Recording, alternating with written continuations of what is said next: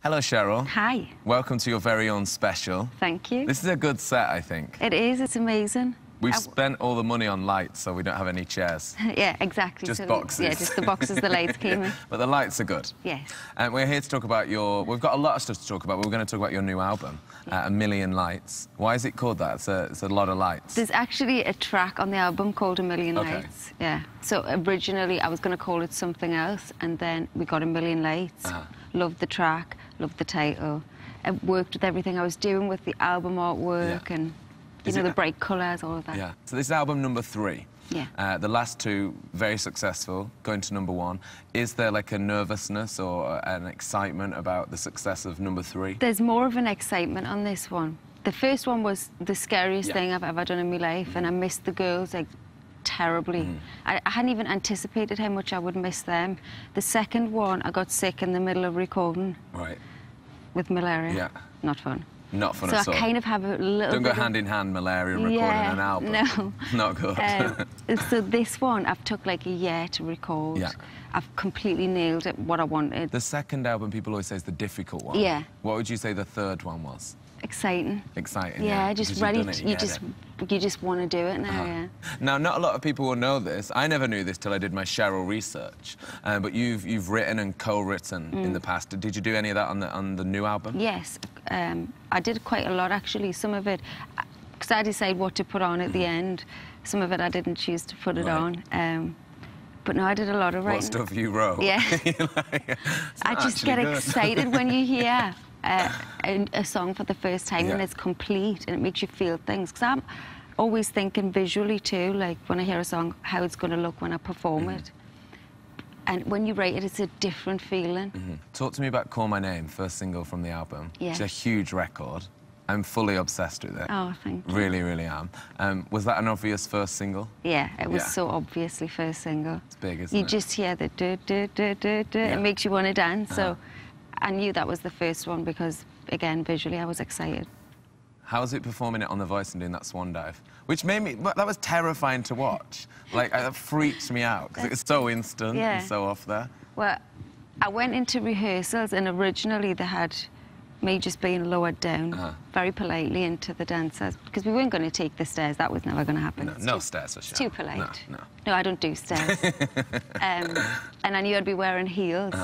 So I went into rehearsals and they said, this is how you're coming in. And I said, no, let's do something a bit more exciting. What I was thinking, I have no idea, but once I'd told myself I was going to do it, then I had to. The song was produced by Calvin Harris. Yes. How's it working with him? Because he's sort of he's like sort of the factory of hits, isn't he? He's the man, yeah. He's so talented.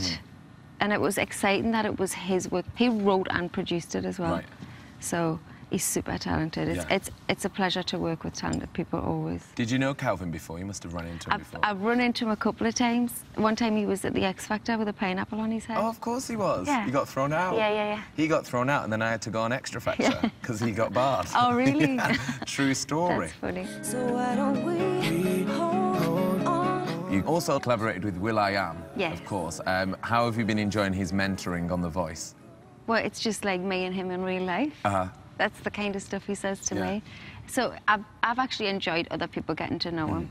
He talks in riddles, though. You have to really listen hard, and he talks in metaphors. What advice does he give you? We don't have tactics. We stay fresh. We have tic-tac. I like that. He's cool. I like that. Now, another collaboration on the album, Wretch 3-2. Yes. Which I can't say very well. Wretch 3-2. Wretch 3-2. I can never, ever say it. How did you hook up with him? He's here today. He's going to perform with you. Wretch actually heard the track and loved it and wanted to be on it. So normally it would be you saying, look, I've got this song. Are you interested? But he was like, this song's amazing. I want to be on it, which was really lovely for me. He's going to perform today. I know, I'm ready for that. I love him. Yeah, he's a good so guy. Nice. Nicest guy. So cute. Welcome back to our Cheryl special, which wouldn't be complete without Cheryl herself. Hi. Hi, Cheryl. Hi. Now, I read that you have a different favourite track from your new album, A Million Lights, every day. Yeah, What's your favourite today? Sexy Than a Mother. That's my favourite today. Is it? So weird. We must have been thinking It's one of the those same days, thing. isn't it? It is. What was the aim when you sat down to do album number 3? What did you want to accomplish with this? Well, I knew I wanted to have a specific sound. And I've actually tried a few different directions in the process. Is there a ballad on it? There's a couple. There's a couple of ballads, okay. It's actually quite a mid-sounding album overall. I've got a few dance tracks on there, a lot of dub sounds, but overall it's quite a mid-tempo. Okay, I'm ready for some mid-tempo, Cheryl. Yes, exactly. You spent a lot of time in America. I keep seeing pictures of you in LA. I recorded a lot of the album out there. Oh, okay. Why Yeah. did you decide to do that? Just because sunny? Well, that's a big part There's of a it. beach. When you wake up in the morning and it's sunny, you just feel in a Yeah. different place. But no, a lot of the people I work with live there or work out there. And do you have dreams of sort of cracking America? A lot of British people have been doing it. Adele and Florence and One Direction and The Wanted. Is that the aim for you? It's not the aim. I'm really, really happy being home. I'm such a homebody. Like, I homesick really easy. Yeah. If it happens, I'll do it and I'll commit myself, but I haven't made plans. It's not like a thing. Nah. No. What we want you to do this year, Cheryl, is to do your own tour, the Cheryl Tour. Is this going to happen? I believe so. Yeah? It's going to happen. That's really exciting.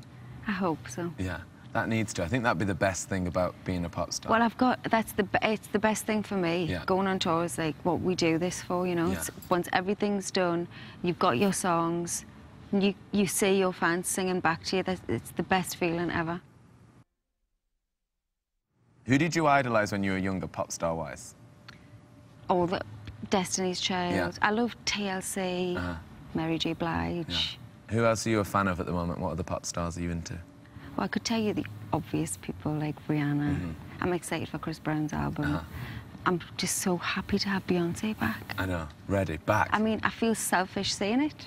Because she did that the little baby's thing. lonely, but we're That's entertained. okay. Yeah, we're entertained.